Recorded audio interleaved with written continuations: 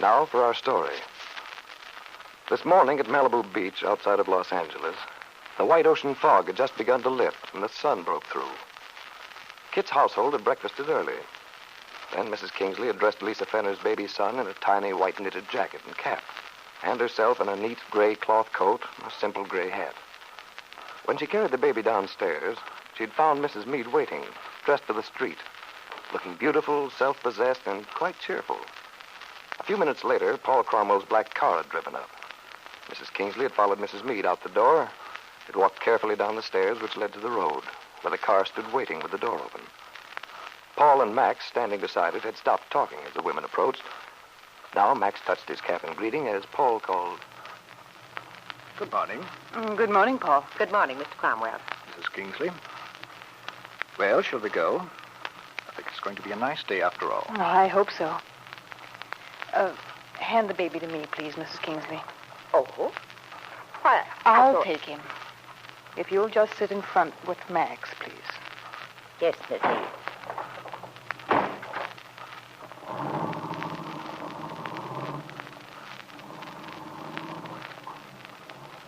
What time is it, Paul? Just 10:30. What time is the appointment with the pediatrician? Dr. Nichols? 11:15. We'll make it nicely. Well, Kit, you make quite a picture. Young mother and child. Rather touching. Is it, Paul? Oh, definitely. You amaze me. I never thought that... Isn't something the matter? No. Well, maybe a pin sticking. No, he's just blowing off steam. There you are, Ducky. There, you see? Really? You're quite the little mother, Kit. What on earth did you do? Well, I don't know what the professional name for it is, but the term in common usage is burping the baby. Well, really, Kit. Oh, you needn't be shocked, Paul. All the doctors say that, and the nurses, too. Well, you seem to be a veritable fountain of information. I must say, Kit, the baby doesn't look much like Bill Meade. Oh, what a catty streak you have. You're as bad as a woman. But you can't needle me about that. I happen to know that babies look like the people you want them to look like. It's chiefly in the mind. Besides, he's dark. You might say he looks like me. You might. Kit, now that we have an opportunity, what did you tell Lisa yesterday? Oh.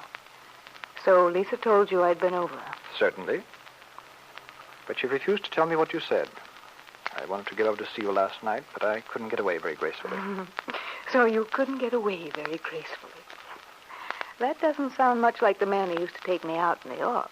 Touché. You have me there. But I do want to know. I couldn't get anything out of Lisa. What happened? Well, I explained the circumstances to Lisa. All the business about having to get Bill's consent and Lance's. That scared her. And she still feels pretty sensitive about his walking out on her. Especially at such a time, though Lance certainly didn't know about Lisa's condition then. Well, it's not surprising that she feels as she does, just the same. No, of course it's not. That's why I wanted her to understand that it would be necessary for Lance to sign the papers. And what did she say? She was very upset. Said she wouldn't think of Lance's knowing anything about the baby. Well, that settles it then. Not necessarily.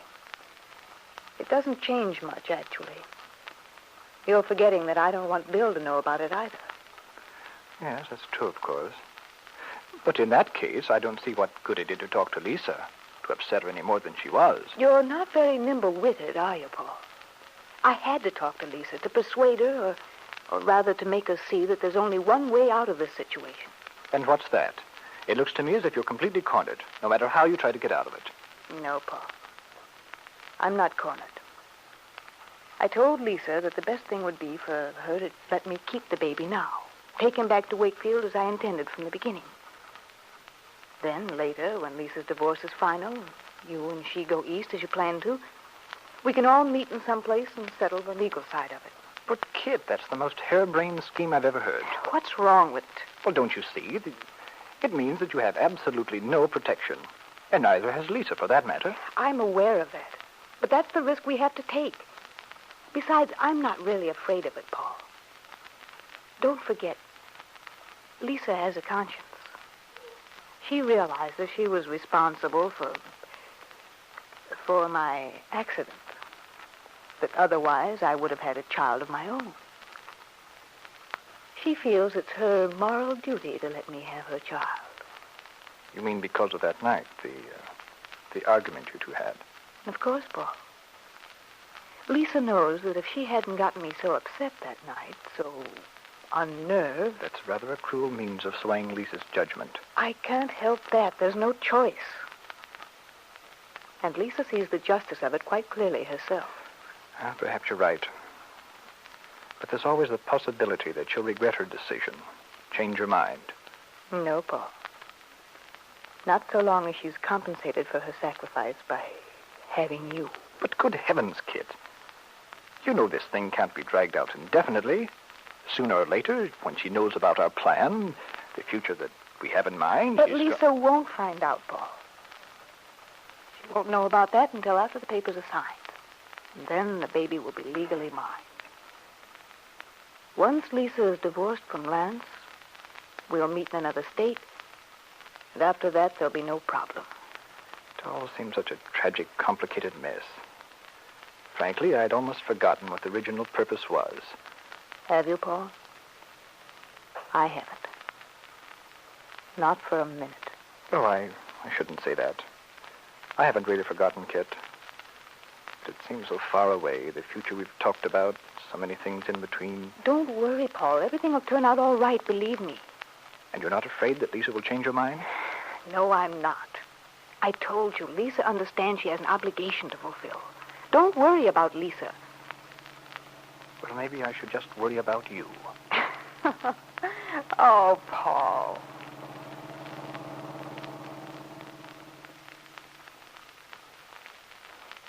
A little later, they arrived at their destination, the office of the pediatrician, Dr. Nichols, whom Dr. Gordon had recommended. Paul and Max waited below while Kit and Mrs. Kingsley went up to the doctor's office. The doctor had weighed and measured the baby boy, checked with Mrs. Kingsley in regard to his eating and sleeping habits. Yes, he's in fine shape. You can tell Mrs. Fenner she has nothing at all to worry about. Miss Fenner would be glad to hear that, I'm sure. Yes. What a shame Lisa couldn't have come in, but it's such a long drive in from the beach. Well, it's probably just as well for her to rest. Is there anything else, Doctor?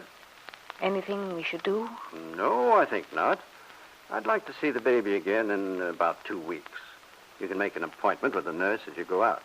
Perhaps you do that now, Mrs. Kingsley. I'll be out in a few minutes. Yes, Miss Meade. Goodbye, Doctor. Goodbye, Miss Kingsley.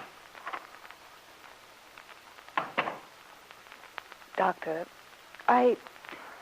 we've been wondering, how soon would it be possible for the baby to travel? Travel? What sort of travel do you mean, Mrs. Meade? Would it be a long trip? Well, the town is not far out of Chicago. I see. Does Mrs. Fenner plan to leave soon, then? As soon as possible, I understand. Does she plan to take a nurse with her? Mrs. Kingsley, perhaps? No, I think not. The accommodations would be the best possible, of course. I've heard they have trained people to help a mother in any emergency. Yes, that's true. The baby's in excellent health, of course.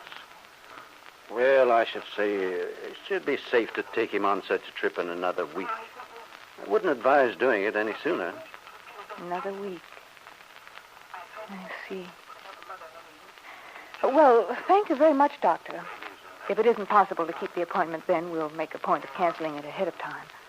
I know how busy you are these days. Well, thank you, Miss Meade. We appreciate that sort of consideration from our patients. Well, that's the least I could do, Doctor. You've no idea how helpful your information has been. Kit said goodbye to the doctor, walked into the reception room. Mrs. Kingsley noticed the look on her face as she entered. It was the same look she'd had in the car on the way back from the hospital, when she'd taken the baby out of the housekeeper's arms. An expression of triumph. One more week, Kit was thinking. One more week and she could leave. Go back to Wakefield with the baby. Yes, Mrs. Meade looked forward to the moment when she could get off the train, put the baby into Bill's arms with the words, "Here is your son, Bill." But Kit didn't know her husband's determination to get a divorce. didn't know that he'd told David Bowman of his plan. And before that, her father, Ben Calvert,